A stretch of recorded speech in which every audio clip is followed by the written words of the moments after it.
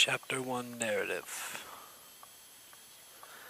Light fills the room as the boy slowly opens his jovial brown young eyes from the nostalgia of a fantastic dream. A clear cerulean sky allows the intense sunlight to conquer all the corners of the bedroom. Birds croon the typical morning time chorus that the boys heard in the early springtime.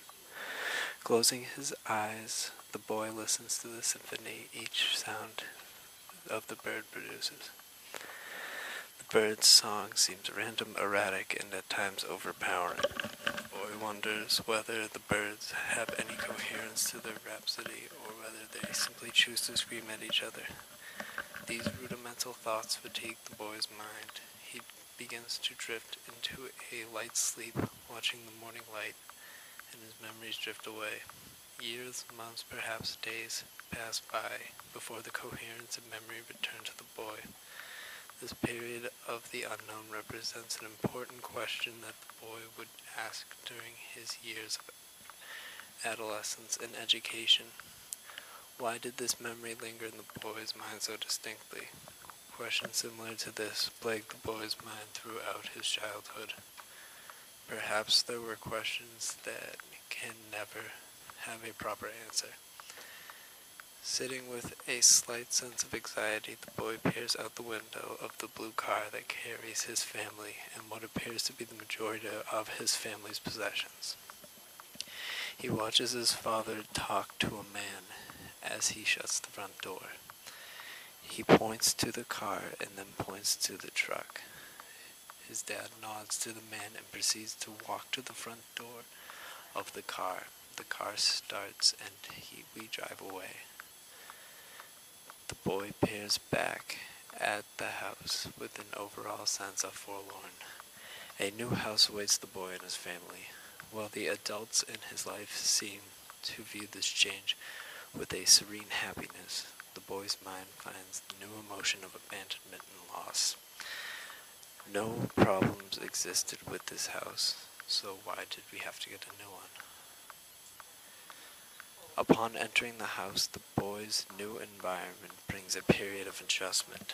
Eventually, the boy began to accept his new surroundings. His youthful spirit allowed him to move his lingering sense of loss to the recesses of his mind. The time had come for the boy to embrace this new house as his home. Music plays softly in the background as the boy sits by a freshly lit fireplace. In his hand was a brand new hockey stick. This gift embodies the vast importance to the boy. The boy now holds a physical manifestation of his consistent requests. This birthday present seems more valuable than gold. Finally, the boy thought he had everything that he could ever ask for. The boy scurries to the window, eager to test his new prized possession. Eagerness and excitement quickly transform into disappointment. A gray, ominous sky stands in the boy's way. Snow falls at an intensified rate.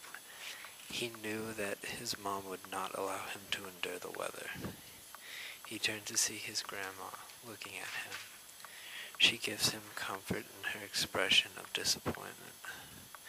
She soon follows with reassurance that the weather will be better tomorrow and that there is no need to worry.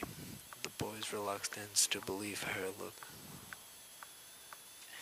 makes him look back through the window. Tomorrow is an eternity.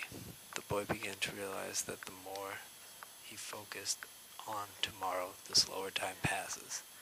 Seconds turn to minutes, minutes turn to hours. Nothing the boy does could clear his mind of the obstruction that time represents. As with most obstacles, however, time passed. Time seemed too much at the time. Time seemed to pass at much more rapid rate than the boy had ever anticipated. A new phase in the boy's life loomed in the horizon. The boy was about to begin school. Several thoughts flooded the boy's mind about the thoughts of the new experience. How will the other boys get along with him? He spent a vast amount of time with his brother, so he believed that he had a small idea of what will happen. Two possibilities existed in the boy's mind. He will play with the other kids either amicably, as he has done on numerous occasions with his brother, or he would find him on the other side of the spectrum, another experience that was familiar to the boy.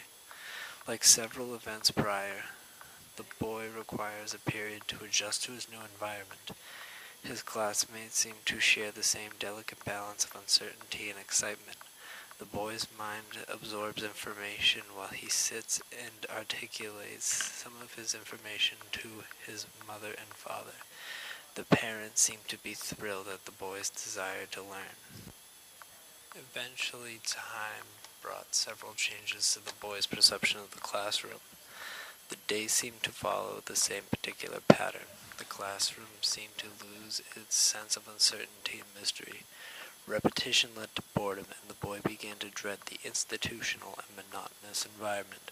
For a brief period, rules seemed to be arbitrary to the boy. An element of mischief enters the boy's life. One chilled November afternoon, the boy ran idly through the playground. Content with his certain situation, the boy sits at the end of a set of swings and peers out into the vast area ahead of him. The air was quiet except for the sound of the occasional car passing by. His dad breaks the silence as he approaches the boy and tells him that it is time to leave. The boy, perfectly content where he was, gave a disapproving look to his father. The boy employs a strategy that he had never thought of before. Of course, it seems so simple. The boy delivers a defiant response and grips the rusted chains of the swing tightly. The boy felt wild with freedom. That he was now freed to the ignorance that had besieged him before. The boy's protests were immediately quelled. His dad simply picks him up and places him in the car. Silence preoccupies the drive, allowing the boy to contemplate the repercussions of his actions. Regret immediately fills the boy's mind when he realizes the futility of that which he has tried to accomplish. Eventually, time suppresses the boy's streak of disobedience. The boy begins a new hobby that allows him to express his desires. The boy develops a passion for artistic expression. Drawing and painting allows the boy to interpret the world around him in a manner that he desires. His peers commend his work that he produces. The boy proceeds to win a variety of awards for his artwork, and the boy feels a sense of pride and accomplishment. As a young man, the artist's expression would become a lost love awaiting a renaissance of passion. The boy's perception of the world begins to be crafted over the next couple of years. During the fall of second grade, the boy met a man that would forever change his life. The boy faced immense sadness with the passing of his grandfather. His passing was the first true loss in the boy's life. Sitting in the funeral hall, the boy peers out into a sea of sad faces and finds comfort in the number of people who have arrived to share condolences. He sees his dad talking to an elderly man. The man is decorated with military garments. The boy scurries to his father, who introduces the old man. This man, a veteran of the World War II, begins to describe the story of his life. He fought in the Air Force at the age of 19, worked for General Electric after the war, and eventually married his high school sweetheart. The man looked at the boy and told him to enjoy life, living in the moment, participate in activities that would make you happy, and truly speak to your soul. The man seemed to be so happy and wise, his advice seemed so priceless that it would be foolish not to even try to attempt it. As the young man, this conversation is constantly revisited. He remembers the man's name, Harrison Fisher, because his name tag was clearly visible, and he remembers his dad telling him that he had no idea who the man was. The boy begins to appreciate the advice that people give in his life. After the day of the funeral, the boy begins to reflect upon death. He starts to go to church with his mother.